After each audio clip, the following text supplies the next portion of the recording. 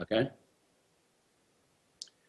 What I have found incredible is when this information about Dr. William Thompson first came, and when I took this information to some of our state elected officials in the state of California right before SB 277, I knew just because it was me, many of our African American elected officials would put a hold on voting for SB 277.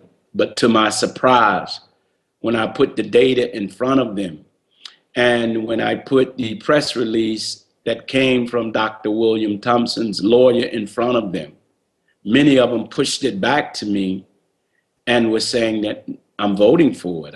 And I couldn't, I was perplexed. I'm like, really? All but two elected officials in the state of California that are African American voted. Then the Sacramento Bee put out an article, and that article said how much money each of these Black elected officials was getting from the big pharmaceutical companies, and there I had it. And I said to myself, wow, they have been bought and paid for. And Minister Farrakhan said, yeah, Pharaoh always have magicians. And these are his magicians because they want the money and they will dance to whatever tune Big Pharma asks them to. Then I didn't stop there. I went to a friend of mine that I knew when I lived in Baltimore years back, and that is Congressman Elijah Cummings. Bobby Kennedy knew him as well. I gave him a call, and I was talking to him about the MMR vaccine, and I said, hey, are you aware that Dr. William Thompson, who is the senior lead scientist for the Center of Disease Control, works in the vaccine division? Did you know that he has admitted that he lied? And Mr. Cummings said, wait a minute, we just had him here. I said, yeah, and he has hired the #1 whistleblowing attorney in this country. And he was like, really? I said, yes, sir. I said, Elijah, we need you to look into this. And the Honorable Minister Louis Farrakhan and those of us, you know, who are concerned about what's happening with these vaccines and our children, the American public deserve to know what lie did Dr. William Thompson tell in front of you and your committee. And he said, oh, brother, I'm going to get right on this. You know, I said, man, wow, I was happy. I'm like, wow, he get it. 2 days later, he called me back with crackling sound in his voice saying, Minister Tony, look, I'm pro-vaccine. I said, okay, so what does that got to do with Dr. William Thompson and the lie he told? Well, I don't know if I want to deal with that. There's science out there that's debunking what he said. I said, no one. There is no science out there against what Dr. Thompson have said. Dr. Thompson need to talk himself since they're using what he's saying. Well, I don't know if I want to deal with this. I'm like, wow, who did you run into? He said, look, I don't want to deal with this. I said, wow, man, I can't believe, man, you selling out. Well, I'm not a sellout. And he hung up the phone. And now I haven't done any research to see if he has taken money from the pharmaceutical companies. I do have somebody that's researching that for me. But I'm like, wow, these people are so powerful. He ran into something that's backing him down from even bringing Dr. Thompson, who lied to his committee. I said, oh my God, then we got to move the people. We cannot worry about the politicians. When we move the masses, they will move.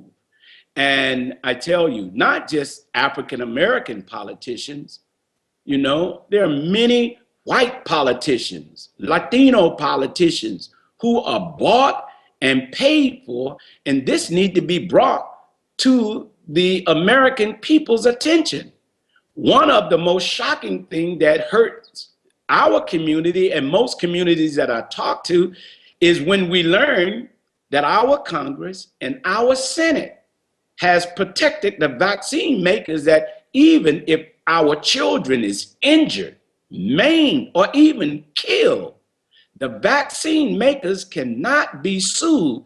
That in and of itself is heinous. That is a crime against the American people. And I don't care if you are for vaccines or what, that in and of itself is a crime. If these vaccines are so safe, why don't the vaccine maker who's making billions of dollars stand behind his product and say, if these vaccines are not safe, then you can sue me?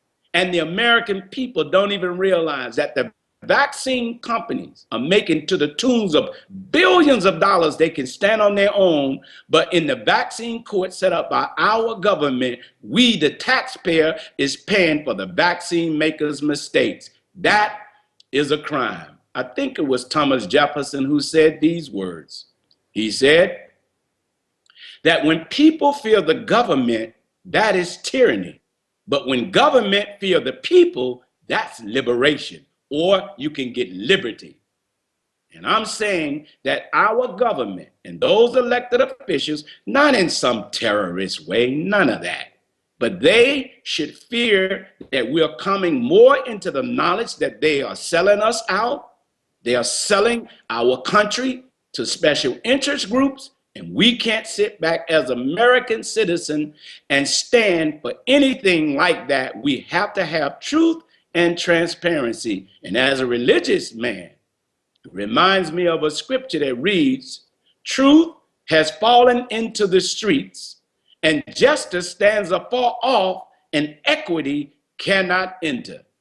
And so therefore, we don't know the truth, and Dr. Thompson needs to be brought before Congress, and there needs to be transparency at the CDC, because many studies and many have said that the Center for Disease Control is corrupted, that this is an organization that gets federal funds to oversee the vaccine makers, but they're taking money from the vaccine companies.